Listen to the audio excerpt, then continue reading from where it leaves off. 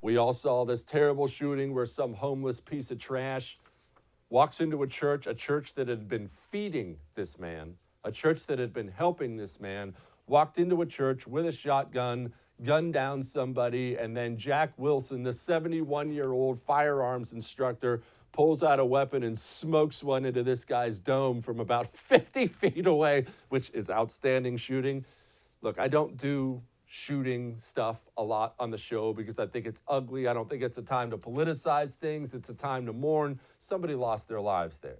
I do think this is an excellent opportunity to scold you and frankly scold myself. Make sure you get to the range. Range time is a difficult thing, especially because you got 2.5 kids, you got a dog, you got a car, you're finally done with the work week. I don't want to go. Ladies and gentlemen, take an hour of your Saturday once a month with your wife, with your husband, with your children, if they're old enough.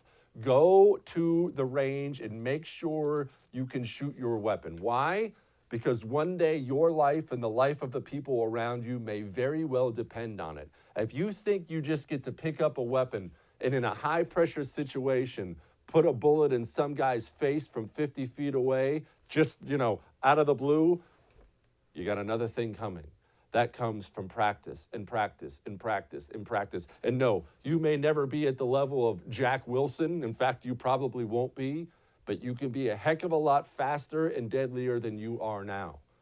When somebody's walking down your church pews, smoking people with a shotgun, you don't have time to call the police.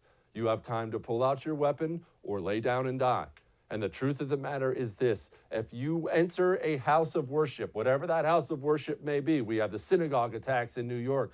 We have multiple church attacks all over the United States of America. This is not a lone incident here. You are vulnerable.